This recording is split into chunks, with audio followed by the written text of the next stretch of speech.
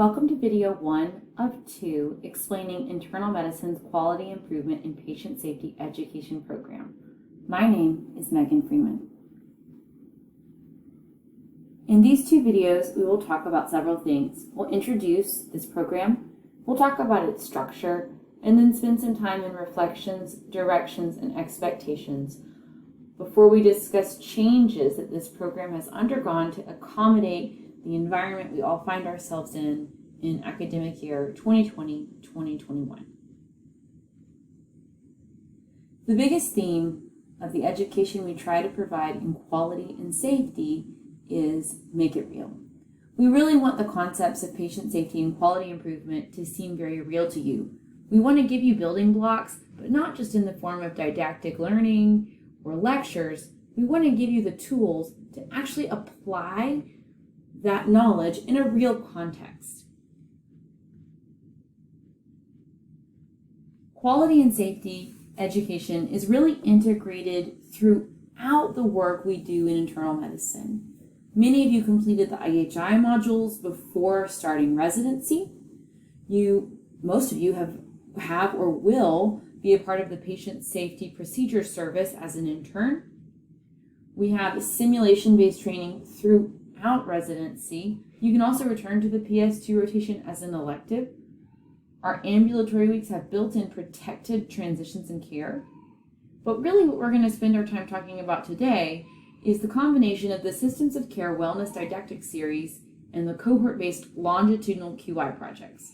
For those of you that are returning second years and third years, much of this may seem like a review, but I listened to it just the same so that you're better able to answer questions that interns might have. Interns, this is going to seem really new. Write questions down, pay attention, see if any of it doesn't make sense, and there will be a moment to debrief the content of these videos when you have your first quality cohort meeting the Wednesday morning of your first ambulatory week. Leadership of this component of your training really falls into these groups. For Systems of Care Didactics, if there's any question or concern, you're always welcome to reach out to me. Also for Wellness Didactics, but Annabelle Davis, your chief resident for Wellness, is also a great point of contact for that Wellness series. Faculty leaders by cohort are listed here. You may or may not at this point have heard from your faculty cohort leaders before you meet for your session with them, but I'm sure they'll reach out as you get closer to that day.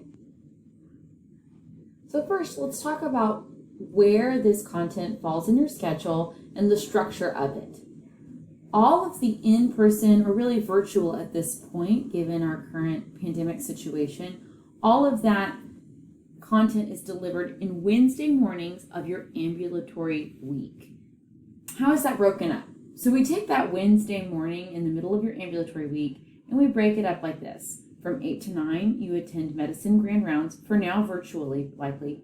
From 9 to 10 a.m., you have Systems of Care Didactics and or Wellness Didactics, depending on the block that you're in. And then from 10 to 11:30, you meet with your faculty facilitators and the rest of your cohort to work on a longitudinal quality improvement project that you all have selected based on the desires of your team. So now let's break this down one component at a time. We'll start with this Systems of Care and really Wellness Didactic series as well, but mostly we'll just talk about this time period.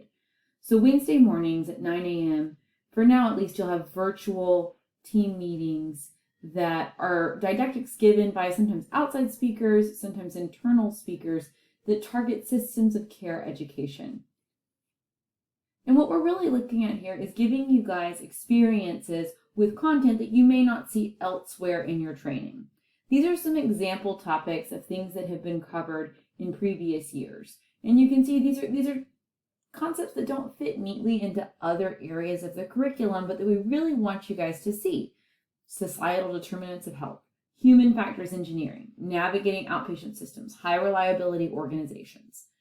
These tend to be more interactive and case-based, at least when they were an in-person series, that's how it was.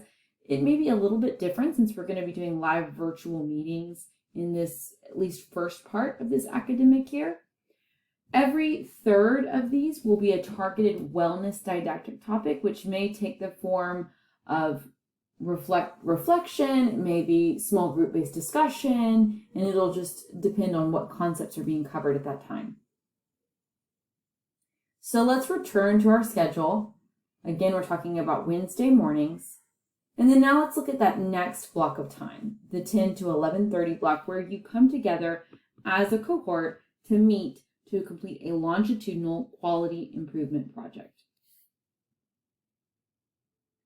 So these cohort-based longitudinal quality improvement projects are run by all the residents in your cohort, about 15 to 21 residents, depending on who has scheduled vacation that week, and faculty mentors that guide and direct those projects. As a team, you will work to complete a project that you all choose together, and the quality improvement didactics that you have will largely be targeted to the needs of your project. Again, trying to make it real. You will have some required didactics that your cohort will need to incorporate into the structure of your meetings, but they can really be covered pretty quickly, and then you can target the rest of your didactics to what you need to know to do a really good job completing your project. In between sessions, you might divide up into smaller groups of residents that work together to complete some aspect of what needs to be done in the intervening weeks between your ambulatory sessions. In previous years, we've divided by PGY level. As an example, PGY 1s meet with stakeholders, PGY 2s do a literature review, and PGY 3s are responsible for process analysis and flowchart mapping of the project. This may not work as well this year, just because one of the strengths of this program, I think, is multi-level PG3s, 2s, 1s working together in the team meetings, which will be a little bit more difficult since we'll be live virtual for now. So it might make sense, and you can talk to your faculty leaders about this, to design your small groups with mixed levels of residents that work together in the intervening time between meetings. We'll pause here and make this the end of video 1. We will return to further discussion of cohort-based longitudinal QI projects in video 2.